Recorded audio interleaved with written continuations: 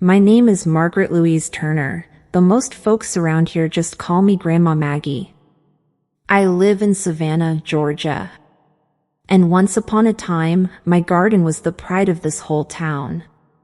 Those roses weren't just flowers, they were memories. Every color had a meaning, every thorn had a story. I planted them when I was 29, on the same patch of land where my late husband Henry built our little home. He used to tease me, saying, "Maggie, you talk to those roses more than you talk to me." And I'd laugh, saying, "That's because they listen better." Every wedding in our family began with my roses. My daughter-in-law wore one in her hair when she married my son. And every anniversary, Henry would bring me a single red rose, whispering, "To my forever bloom." But Henry's been gone 15 years now. And since then, it's just been me, my garden, and the memories. Until my son, David, came along. Before I go on, if you're still here listening, make sure to like this video and subscribe to the channel. Because what I'm about to tell you, you won't believe how it ends. David was always ambitious. He left for Atlanta years ago, got into real estate, and built a fancy life for himself, nice suits, fast cars, expensive watches. I was proud of him, truly. Until he came back. He showed up one spring afternoon with his new fiancée, Lauren. She was young, polished, and beautiful, but cold. Her nails were so perfect, they didn't look real. She walked through my house, her heels clicking on the wooden floor, and said, "This place has charm, but it's a little outdated, don't you think?" David chuckled. "Mom likes her old stuff, don't you, Ma?" I smiled politely, but something about her tone stung. Outdated. That word echoed in my head all night. A few weeks later, David called me. He said, "Mom, you're getting older. This house is a lot to manage. Maybe it's time you moved somewhere easier, maybe a senior community." I froze.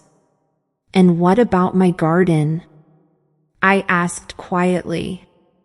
"We'll figure something out," he said. Too casually. Something inside me twisted. I knew that voice. He was hiding something. If you're still with me, don't forget to hit subscribe, because what happens next is where it all begins to fall apart. The next Sunday, he came by again, but not alone. 2 men followed him, carrying clipboards, taking pictures of my yard. They pointed at the roses, measured the lawn, and whispered to each other. "David, what's going on?" I asked. He smiled that salesman smile. "Good news, Mom. We're upgrading the property. Modernizing it. Maybe adding a pool. It'll raise the value. You'll love it." My heart dropped. "A pool? You can't be serious. This is your father's garden. The one we built together." He shrugged. "It's just a yard, Mom. Times change. Just a yard." Those 3 words felt like knives. That night, I sat in my rocking chair by the window, looking out at the moonlight on my roses. The red ones glowed like blood in the dark. I whispered to them like I always did when I missed Henry. "They don't understand, do they, darling? These roots run deeper than money." And I swear, the wind seemed to whisper back, "Don't let them take it, Maggie." The next morning, the bulldozers came. Neighbors stood by their fences, watching. I stood on the porch, clutching my rosary, while the machines tore through everything I'd built. The earth shook. Petals scattered. My roses, my life, were crushed into the dirt. David stood beside Lauren, who was sipping iced coffee like it was a show. "This will look so much better with a pool," she said. "So modern. So chic." I didn't speak. I just walked back into my house, closed the door, and listened to the sound of everything I loved being destroyed. Days later, when the noise stopped, I went outside. The garden was gone, replaced with a concrete pit and a row of plastic roses. Lauren smiled. "See, Mom? No watering, no bugs, no mess. Beauty that lasts forever." I looked at her fake flowers and nodded quietly. Because in that moment, something inside me broke. And from that break, something dark began to grow. Not grief, not forgiveness, but revenge. If you've ever loved something deeply, and someone destroyed it right in front of you, then you'll understand what I felt that day. Because from that moment on, I stopped being sweet old Grandma Maggie. I became something else. Something my son would never forget. Before I tell you what happened next, make sure to like this video and subscribe to the channel. Because in the next part, I'll tell you what I found hidden beneath that pool. And how that secret changed everything. You know, they say time heals everything. But they never tell you what to do when the people you love are the ones who cut the wound in the first place. After the garden was gone, I didn't speak to David for almost 2 weeks. He kept calling, leaving messages like, "Mom, you'll love it once the pool's done," or "Just wait till you see the final result." But I couldn't bear to look outside. I kept the curtains closed. The sound of shovels, drills, and laughter from the workers felt like nails on my soul. Then, one morning, I heard something strange. Voices. But not the usual kind. These were angry, hushed, like people arguing. So I did what any mother would do when her gut starts to whisper. I listened. I opened my window just a little, enough to see the construction site. David was there, talking to one of the workers. His tone wasn't kind. He was waving his arms, looking nervous. "I told you, keep it quiet," he snapped. "Sir, the old lady's gonna find out," the man replied. "You can't just bury that under." And then David noticed me watching. He froze, forced a smile, and waved. I waved back, pretending not to have heard. But I had. Oh, I had. Bury what? That question haunted me all day. That evening, I waited until the workers left. The moon was full, and the air smelled like rain. I slipped on my old gardening boots, the same ones Henry bought me years ago, and stepped outside. The yard was unrecognizable. Concrete edges framed the half-finished pool. Piles of dirt sat in mounds, waiting to be leveled. Something pulled me toward one corner of the site, the far end where my red roses once stood. The soil there looked freshly dug, softer than the rest. I knelt down, my hands trembling. And then I saw it. A small piece of wood. Old, weathered, but familiar. I brushed the dirt away and gasped. It was part of Henry's old garden bench, the one with our initials carved into it. M+H. They had torn it up and buried it. The next morning, I decided to ask David directly. "Son," I said, stirring my tea as he scrolled on his phone, "what exactly are you building out there?"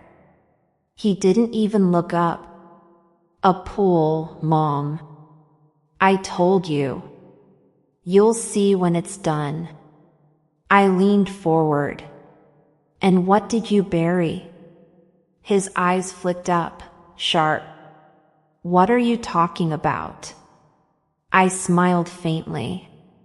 I heard you tell someone to keep something quiet. There was a long pause. Then he laughed. Mom, you're imagining things. You're getting old. He patted my hand like I was a child and walked out. But I wasn't imagining it. That night, I couldn't sleep. Around 2 a.m., I went outside again with a flashlight. The world was silent except for the crickets and the hum of the streetlight down the road. I walked back to that same corner. Something inside told me to dig. The dirt was heavy, wet.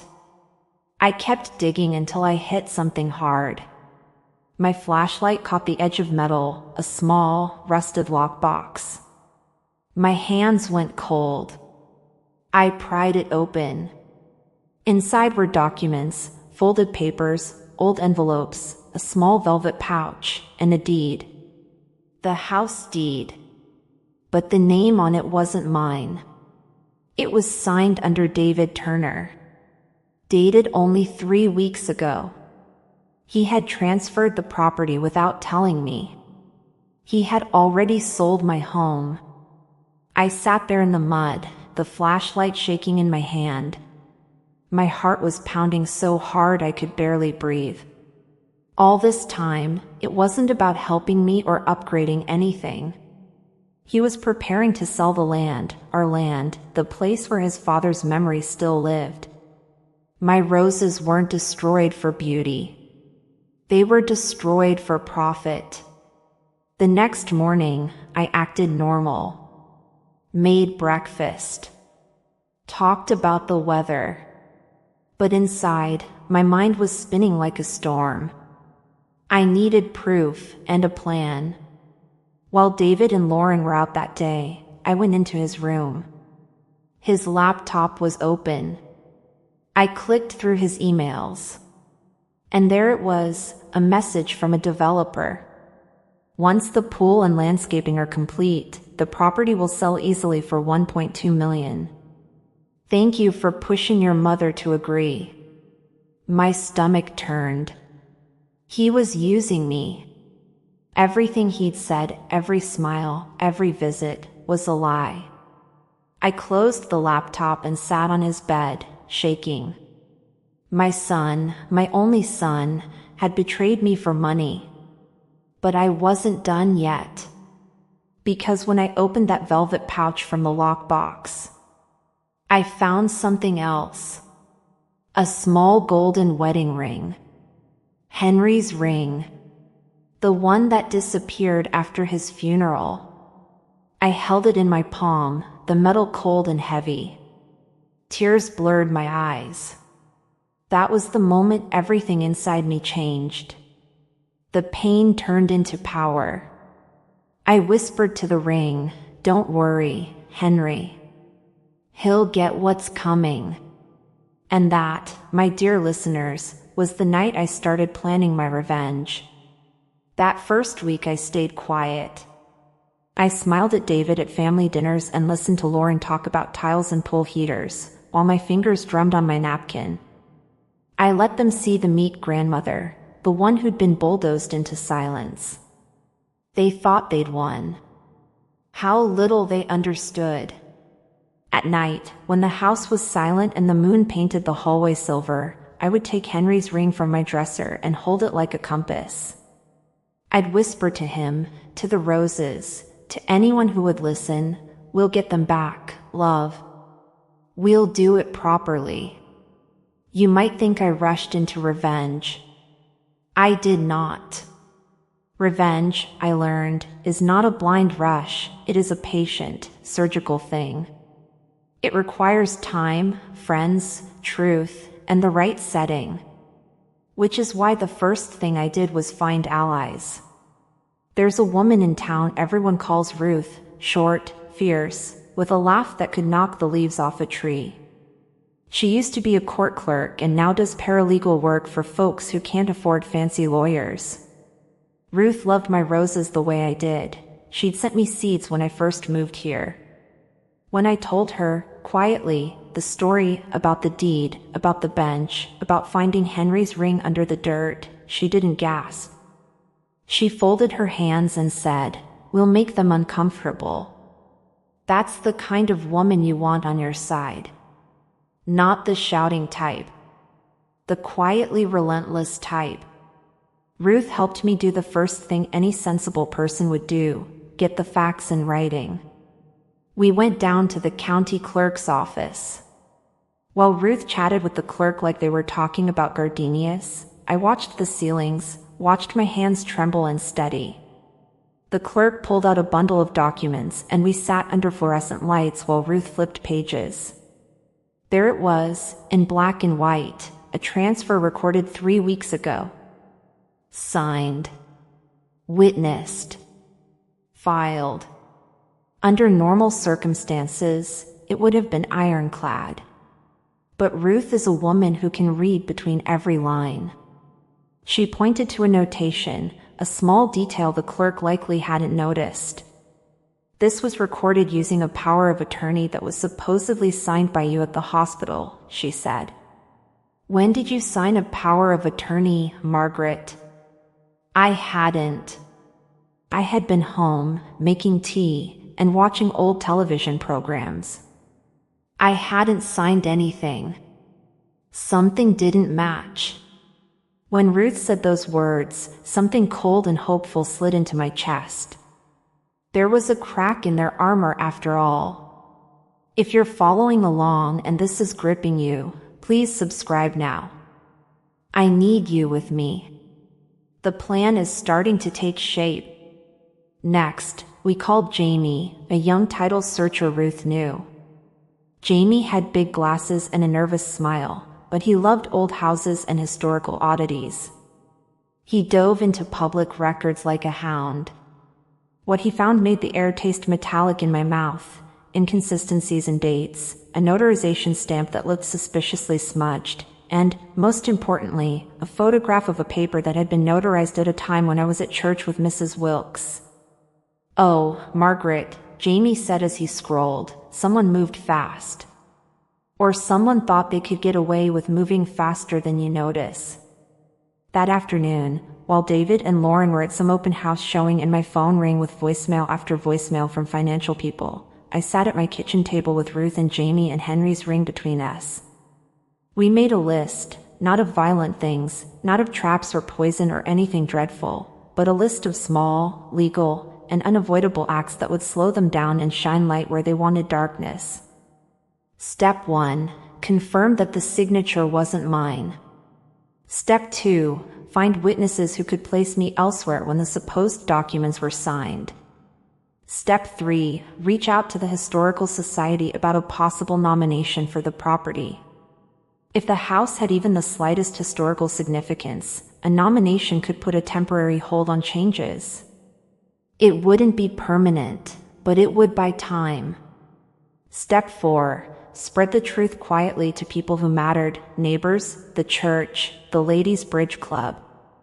Reputation in a small town is more powerful than money sometimes. People here remembered when Henry walked in with a pipe and a smile. We would not defame. We would not create lies. We would use what we had, truth, community, and a stubborn refusal to be erased. At the same time, I had to fight my own heart. Seeing David at the table, laughing with Lauren, my son making jokes about tile choices like he'd always been a simple, jovial man, a part of me still wanted to believe his lies were clumsy, not cruel. Another part felt like it had been watching the slow erosion of love for years. I remembered small things, David as a child in overalls, his face smudged with chocolate, his sing-song voice when he learned to tie his shoes. I remembered the night Henry died and David, 12 years old, refusing to leave my bedside. That memory punctured any easy hatred I might have felt. He was my child. That made the betrayal sting differently. This is why I did what I did next. I turned on the charm. We all have charms. Mine was tea and stories and the apron Henry had given me the day I planted the first rose. I used them like a cloak. I invited David and Lauren to dinner one Friday. I set the table with the good plates, lit candles, and made chicken pot pie, David's favorite since he was a boy. I asked him about Atlanta. I asked Lauren about her architecture firm. I listened. I laughed in the right places. I let them see the gentle, trusting grandmother. If they were already convinced the property sale would go through, they relaxed. They loosened. And when people loosen, they say things they don't mean to. That evening, Lauren fussed with the napkins and, mid-sentence about grout color, she said something I never expected. Once this is done, we'll have more freedom. We can travel. Finally get away from, she trailed off and forced a laugh.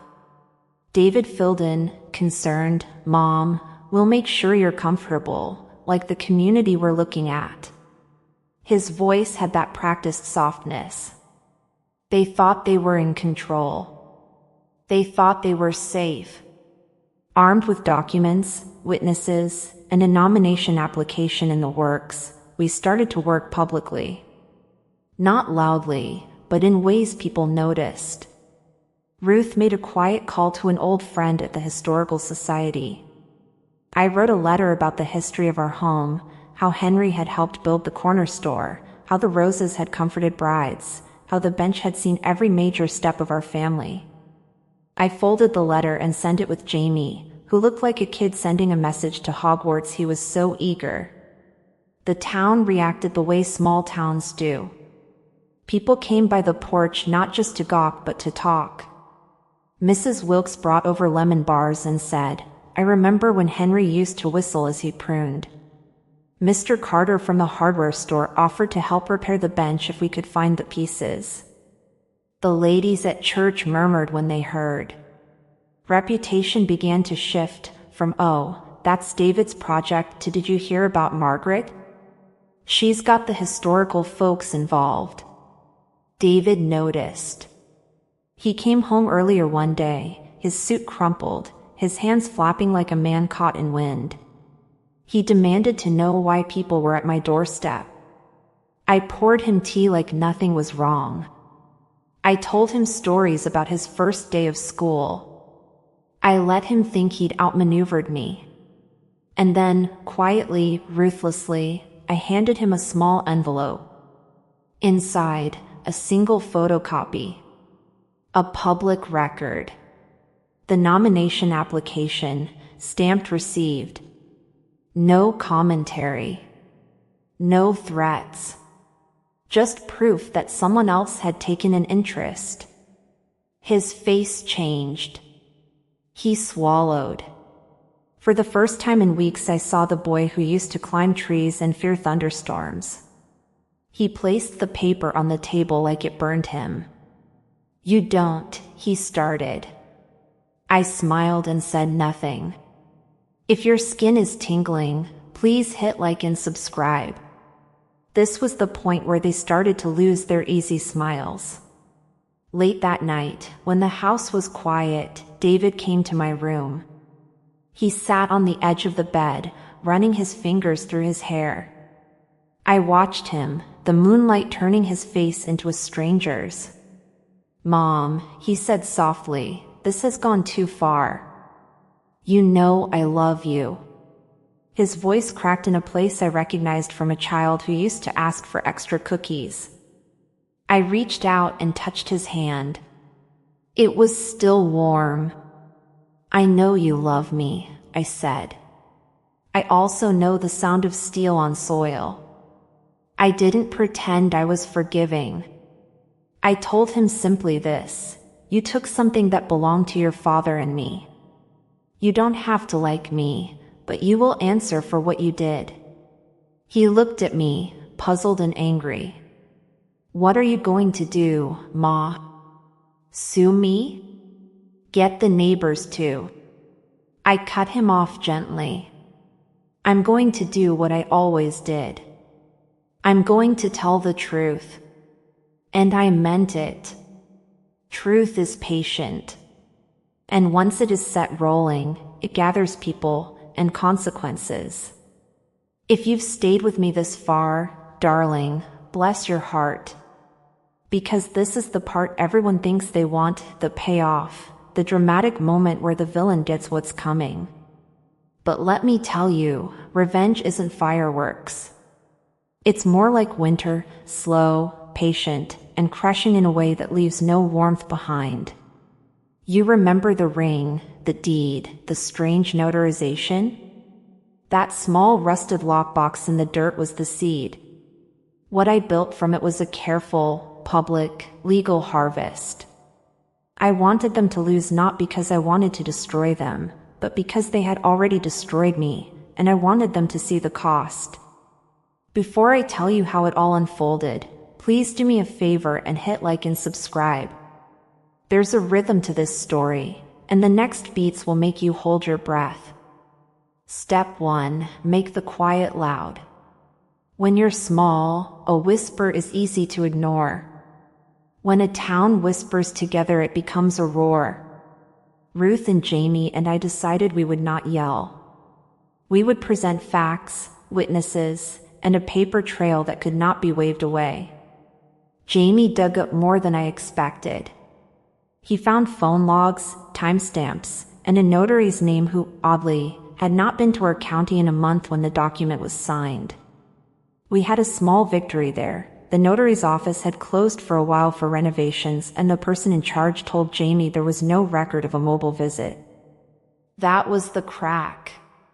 Ruth took copies of the suspicious power of attorney to a young lawyer she trusted. "We're not asking for blood," she said. "We just want the truth." The lawyer was blunt and efficient. He filed an emergency petition to put a temporary injunction on any sale or transfer of the property until the signature and the power of attorney could be authenticated. The paperwork was dry and heavy with dates and stamps, but it had one effect I wanted most. It put a public pause on David's little dream. When the injunction was served at the poolside, there's a certain irony in seeing legal papers handed near plastic roses. David turned the color of the tomatoes I used to grow in June. Lauren dropped her coffee like a dropped temper. That moment, his face, was the first small victory I allowed myself. Step 2. Make them feel watched. I've lived in this town long enough to know who listens. People notice things. Word spread, gently and deliberately. I didn't shout about the injunction. I let the church ladies bring it up over casseroles. I let Ruth mention it in a quiet voice with the reading club. I let Mr. Carter at the hardware store say, "Seems a shame, doesn't it?" while handing David the wrong size bolt on purpose. Little things. Social friction is a slow, polite kind of pressure. At the same time, Jamie kept digging. He found a trail of payments and promises, a ledger in a developer's email backups that showed a sequence of deposits, some under questionable invoice names. Now, remember, I'm not a crook, and I didn't want to play one. But truth, when you unroll it on a kitchen table, is an unkind light. The ledger suggested that Lauren's firm had been working hand in glove with the developers. Her architecture consultations were, at best, fronts for negotiation sessions. One Tuesday afternoon, I invited Lauren for tea. She came primed and perfect, heels tapping the porch like someone following a metronome only she could hear.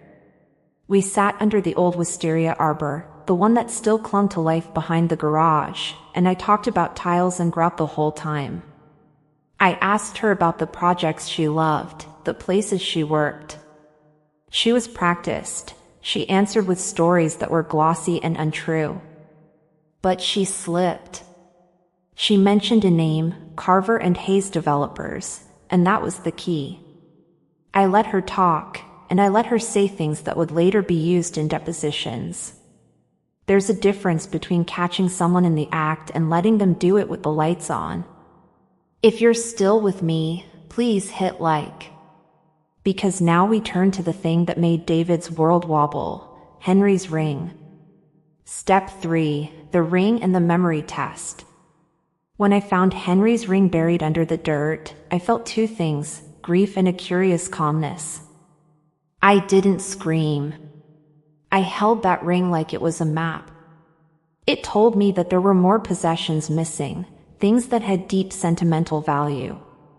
The ledger suggested more than money had changed hands. It suggested vanishing keepsakes, sold at estate auctions, cash for jewelry places, little betrayals dotted with carbons and receipts.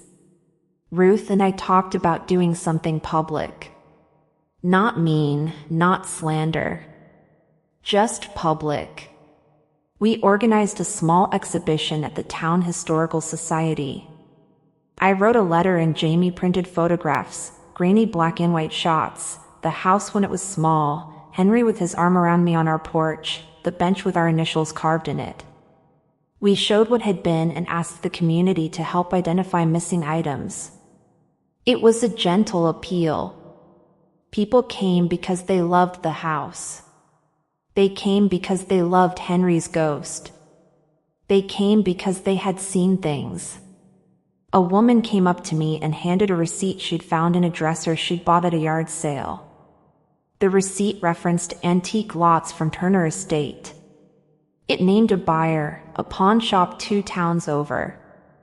One thing led to another. The pawn shop manager remembered a man in a gray suit who'd sold a collection of old costume jewelry 2 weeks before the pull started. He'd taken cash. We showed the receipt to the lawyer. The lawyer said very quietly, "We can subpoena records."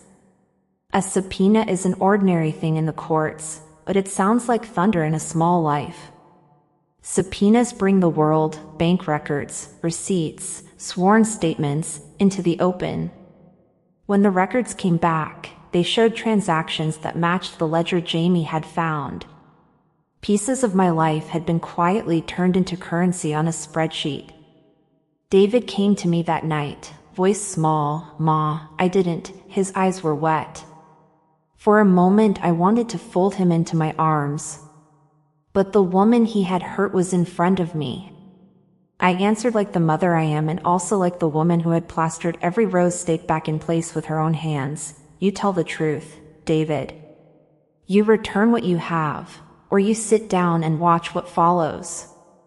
That night he left without his coat. Step 4, the buyer and the open secret. Remember the deed and the buyer who'd promised $1.2 million? Getting at the buyer was its own game. They were a corporation, abstract, polished, impossible to reach with heat and anger. But corporations, too, respond to public curiosity. Jamie found the buyer's local representative, a broker named Ellis, and politely asked the right questions. We didn't threaten. We simply asked, "Are you aware there is an injunction?" That question, put politely, unmoored the buyer's calm. Ellis called his superiors. The corporation smelled risk and retreated. The planned quick flip lost its shine when headlines, local, then regional, mentioned a famous Savannah garden under legal dispute. Buyers do not like bad PR as much as they like profit. What I did next was something I still giggle about when I think of it. I asked the Historical Society to host a small afternoon tour. They agreed. We invited the press. Ruth baked scones. Jamie printed the ledger excerpts and put them in clear sleeves.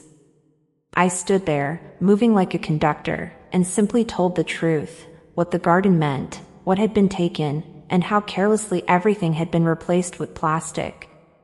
I held Henry's ring in my hand and told its story aloud. People cried. A local radio station did a short feature.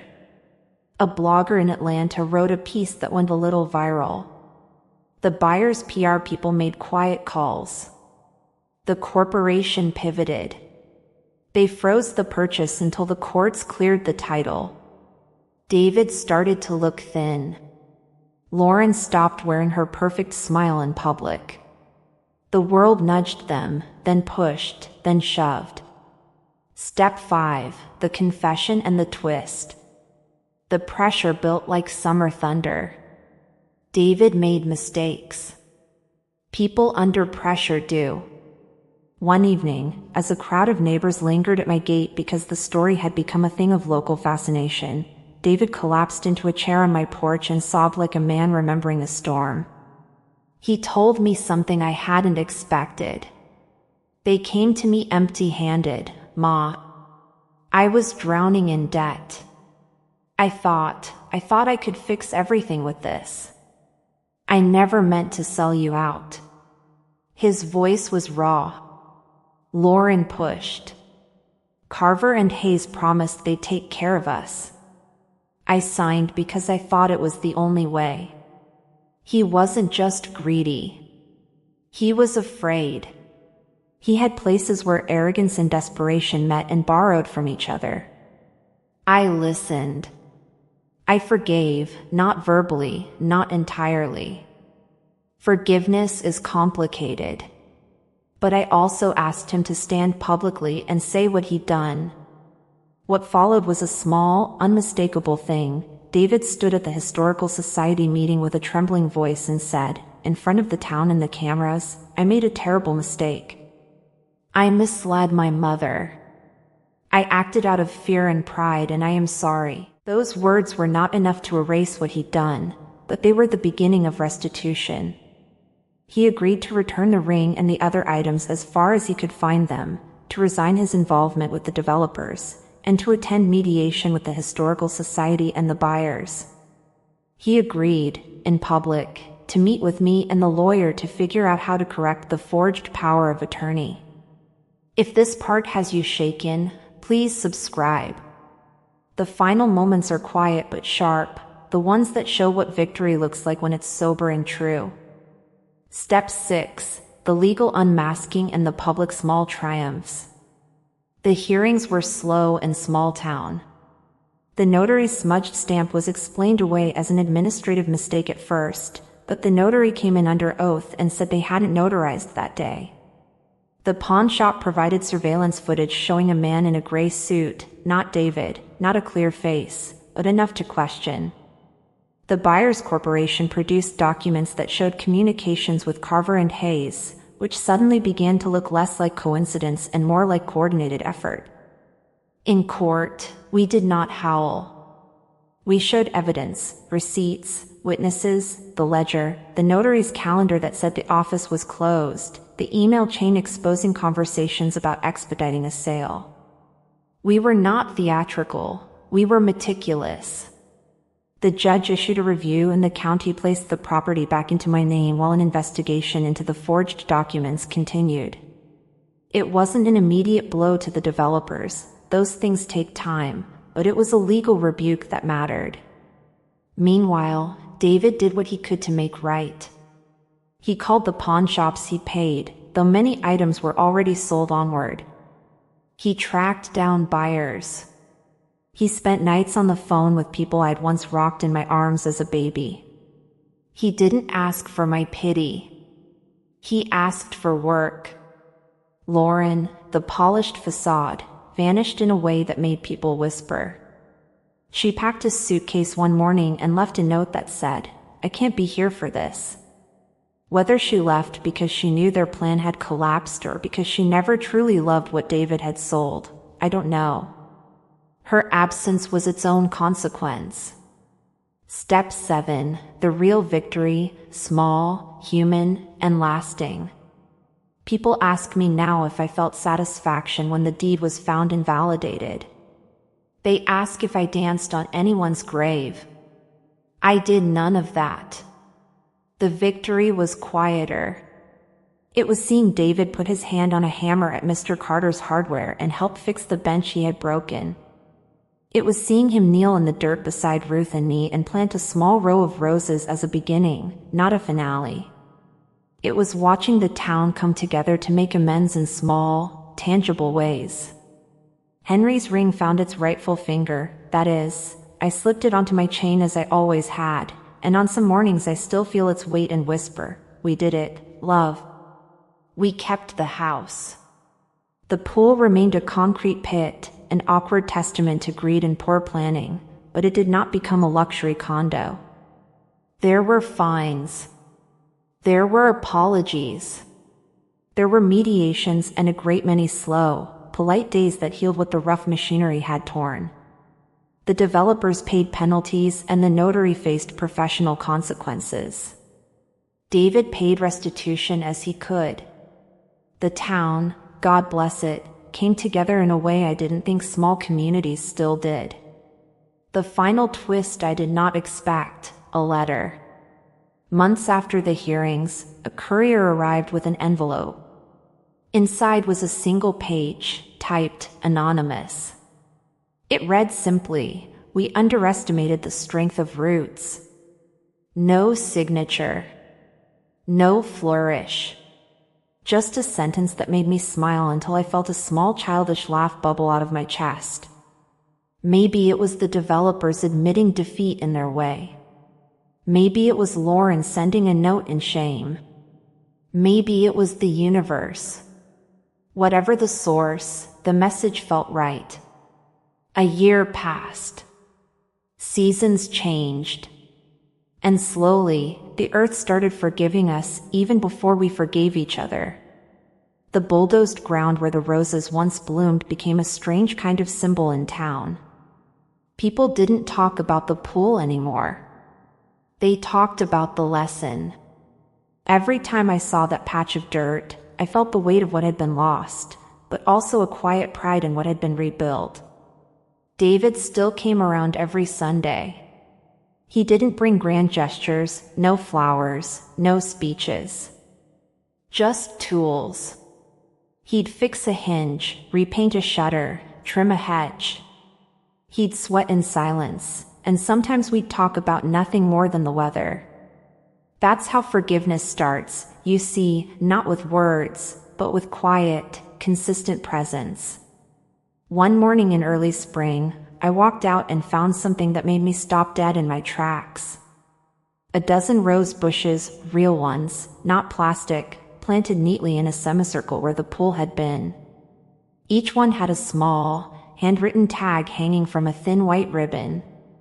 On the tags were names, patience, mercy, regret, grace. And one had a tag that said simply, Mom. David stood a few feet away, hands dirty, eyes red. I figured the least I could do, he said quietly, was put them back. It was the first time in a long time that I didn't know whether to cry or laugh. So I did both. That morning, as the sun climbed over the trees, I felt something shift inside me, something heavy finally laid down. The garden wasn't the same, but it was alive again. And maybe that's what mattered most. A few months later, another envelope came. No return address. Inside was a printed photograph, the front yard as it used to be, decades ago, with me and Henry sitting on that old wooden bench, roses blooming all around. On the back, handwritten in blue ink, were the words, "Some roots can't be paved over." I don't know who sent it. Maybe that anonymous letter from before was from the same person. Maybe someone out there saw what we went through and just wanted to remind me that not everything that's broken stays broken. Sometimes the universe sends kindness in plain envelopes. If you're still listening, thank you. And this part, dear one, is for you. Here's what I learned. Revenge is like fire. It burns fast and bright, but if you're not careful, it'll consume you too. Truth is quieter, slower, but it lasts longer. It builds, it roots, it heals. Family can fail you in the loudest ways, and still surprise you with small acts of grace. And karma? Oh, it always shows up. Maybe not today, maybe not tomorrow, but it always knocks, calm, polite, unhurried. David didn't lose everything. He lost what needed losing, pride, greed, the easy lies. And in the space that loss created, something good took root. Now when I walk through my garden, I stop at one rose bush, the one marked Mom. It's taller than the others now. Sometimes I swear it leans toward the house, as if it's trying to listen. And when the wind moves through the petals, I can almost hear Henry's voice. See, Maggie? You kept it alive. I smile, touch the petals, and whisper back. We both did. And for a moment, everything, the pain, the betrayal, the revenge, feels like an echo that finally fades. So, my dear listener, if you ever find yourself standing in the ashes of something someone took from you, remember this. Don't fight to destroy. Fight to rebuild. Let your truth be your weapon, and your peace be the proof that you survived. And always, always water your roses. Thank you for listening to my story. If this touched your heart, please like, subscribe, and share it with someone who believes in second chances. Because even in the darkest soil, the right hands can make something bloom again.